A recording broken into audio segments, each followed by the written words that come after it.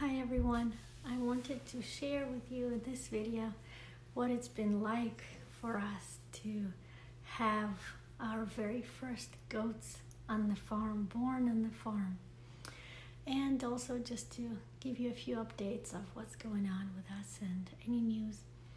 So, to say the least, it has been stressful with the new goats. The main reason is because you just don't know if it's going to live or die. That is the hardest thing, first hardest thing to deal with.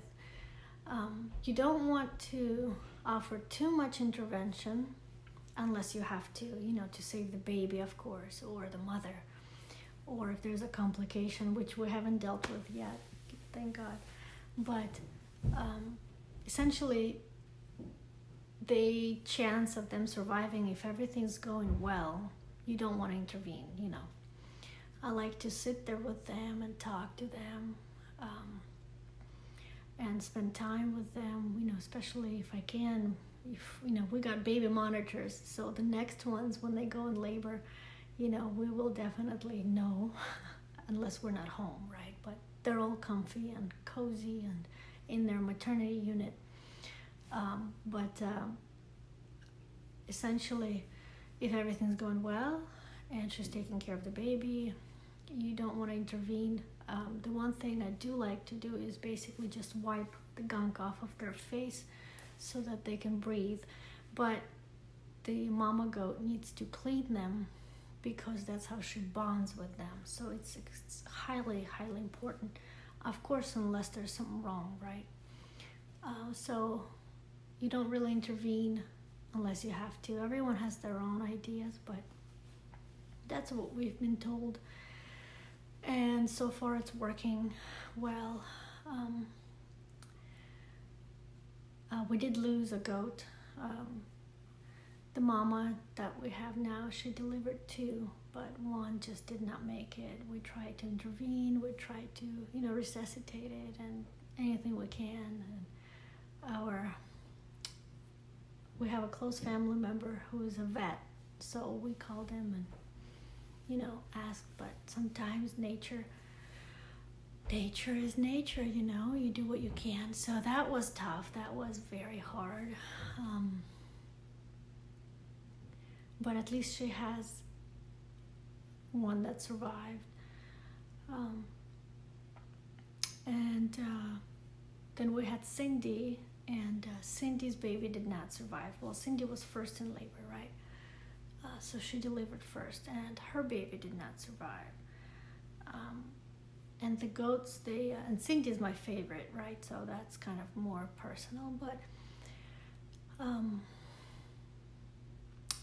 the goats, they do mourn their losses. They do mourn their beloved ones and all that. They can get depressed, and luckily they do recover, so they forget essentially later on. So right now it's really interesting how Cindy is, we have to keep her away from the baby that survived from Wendy. So I named, right now, all the girls that I have are named in a rhythmic way. So Cindy is headbutting the baby, so when we saw that, we had to separate them. So she is jealous of Wendy and her surviving baby, and she really cannot. So we tried to see, we tried it again to see if they were all in the pasture when we had a warm day, and she went after that baby, my sweet Cindy. So she is still mourning the loss of her baby.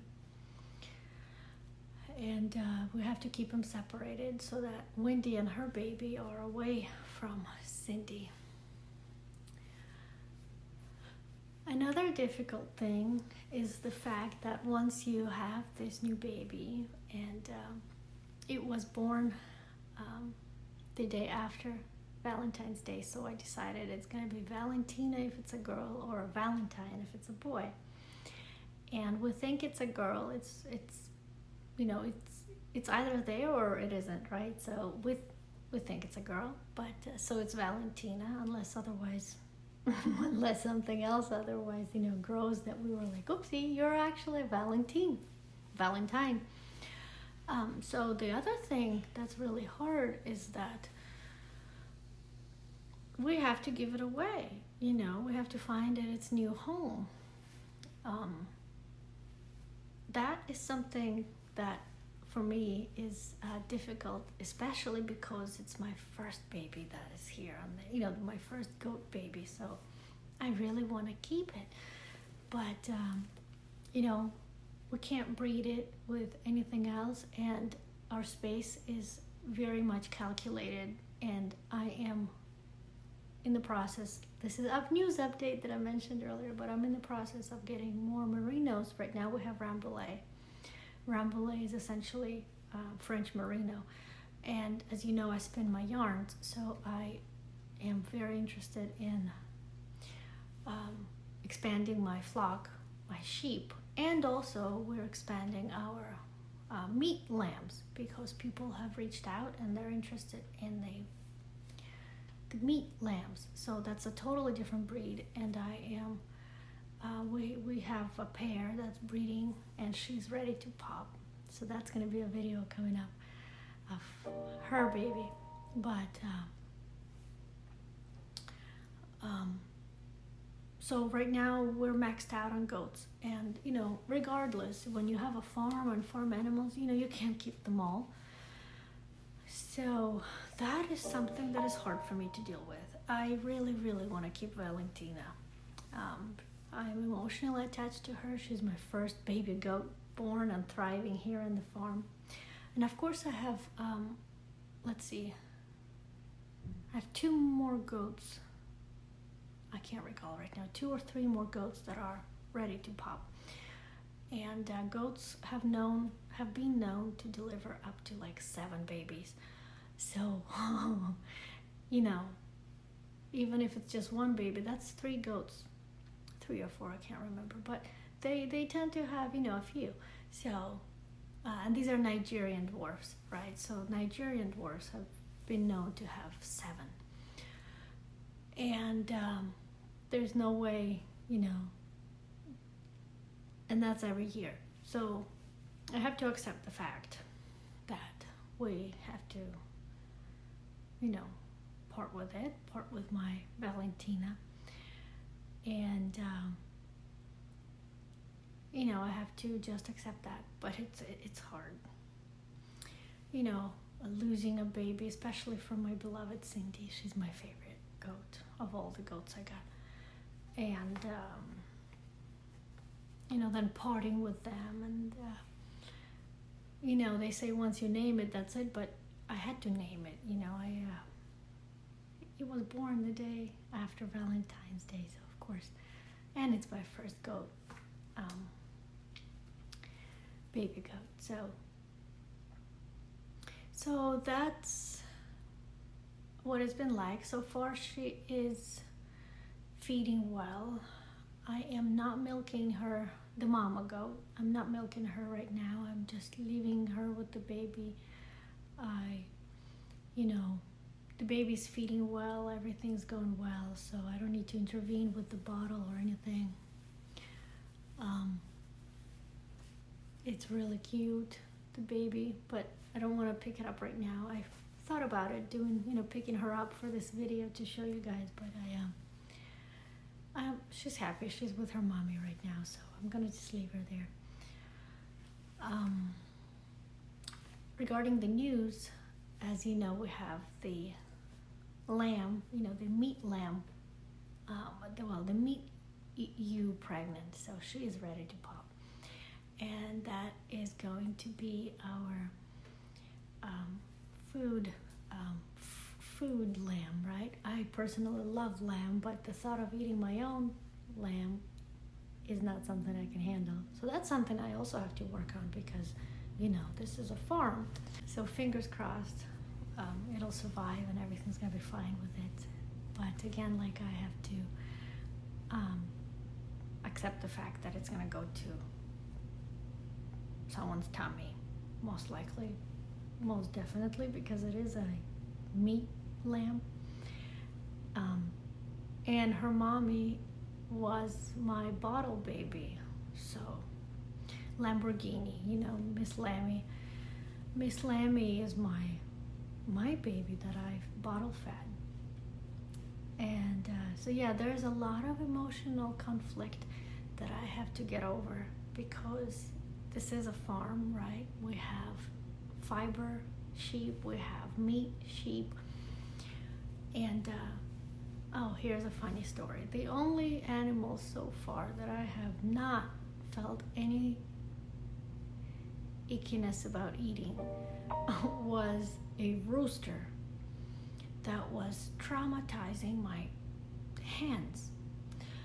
And so he had to go in the freezer camp because he was hurting those hands. He was ripping them to pieces. I mean, when they get on them to mate, they have to hold on with their claws. And so those girls, they had like no skin left. I was happy to eat that rooster.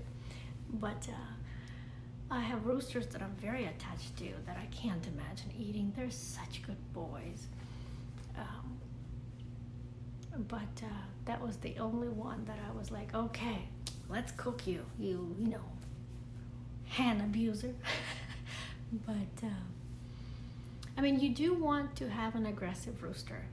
They protect their flock. He was very good at protecting his girls and bringing them treats, but he was killing them. So we have one rooster right now that's a little bit somewhat aggressive. So we're keeping him because he's very good at defense. And then we have another second rooster who is mellow, and he is, good for breeding.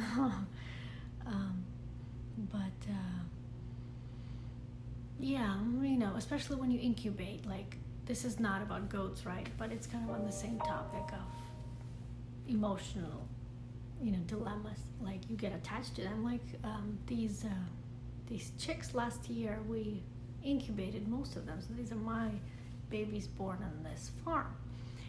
And it was difficult, like when we gave away some roosters, and because it's 12 hands, 10 to 12 hands per rooster. So, you don't need a lot of roosters. Otherwise, they will hurt, especially if they're very aggressive. You don't want to incubate their eggs because that genetic code is going to get passed on. So their babies are going to be aggressive, and we don't want any more aggressive. I did not incubate any this year. I was just busy with my pregnant goats and my ewe. But so that's challenging, challenging to say the least. And I can't help it. You have this beautiful little baby goat. I can't help not getting attached to it. It's just not possible. It's so cute. But yep, Valentina might end up being someone's food. I don't know if they get her to eat the goat. Whew. But you can't keep them all. So yeah, I have to get over this. This is new. This is new. So far, we've been raising them to be able to breed, right? And now that they are breeding and we're having babies, I have to kind of like, whoa, I can't get attached to every animal I have here. I know I have my favorites that I'm not going anywhere, but I can't, I can't just take them all. That's not how you run a farm business, right? So yes, on the news side, I am painting heavily. And I just did my very first commission of this year. I'm going to grab the painting and show you.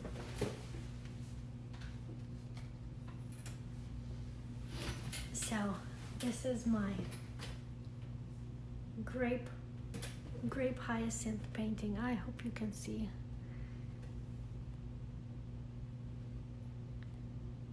Oh, it's because I have the background off.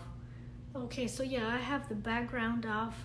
Okay, well, I'm just letting you know, but I blurred the background behind me, so it's blurring everything I show you. But basically, I have a windowsill with a vase of grape hyacinths on it, and so that's very exciting. I am doing my art. I have decided to, basically let it be known in the farm side of our business that I am an artist as well. So that's very exciting. I'm very excited about that commission. Commissions are open, and international shipping is available. I ship everywhere.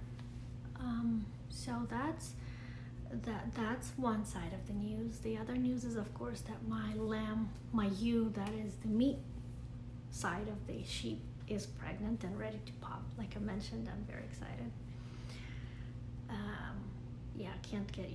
Cannot get attached to that. I have to mentally prepare not to be attached to that baby.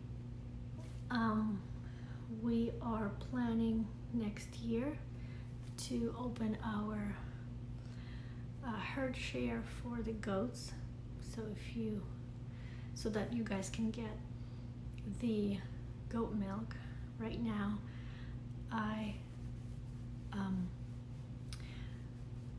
there's somebody who has always been buying my goat milk, and then there's now I have a customer who is interested in drinking goat milk and the process of cleaning, and then pasteurizing all of that. So we're thinking of doing that for next year, where we will have the drinking goat milk available next year. And there are quite a few. Now that I think about it, there are quite a few updates. So this summer, I'm going to have a few weekends, and of course I will link it. I will create the event on our Facebook page if you're interested and you're local, where I am going to be sitting outside, let's say on a Saturday, and I'm going to be spinning yarn. Right, I'm going to be spinning yarn outside. At the farm. Usually right now the farm is invitation only, but we're working on it being like open to public, but that's one way that I'm going to start doing that is people can come and they can watch me spin the yarn on the farm, and I have my yarn shop there as well, and they can try spinning their own yarn with me and all that. So that's going to be exciting. I'm going to start doing that, see how that goes.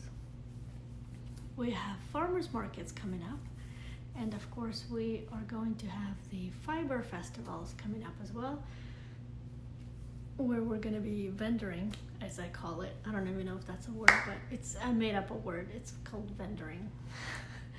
So we're going to vendor there and offer our hand spun yarns as well as our soaps, my goat milk soaps, and my paintings. And I always take my spindle and show people how it's made. It's funny to see how people can, some people just stay there and you can see their shoulders relax and they just get the most sweetest expression on their face, and they're enjoying themselves. And others, they get stressed out. They think you're crazy spinning yarn, sitting there for hours on end. And it's funny, it's really funny to see how people have such polarized reactions, which is actually great because, if someone's interested in trying or something, which by the way, I do sell my roving, but you will get a gut feeling. So you'll know right away if this is something you like to watch or do or have nothing to do with. So that's nice. It's not something that you'll get a gray area and you're not sure. You will know right away.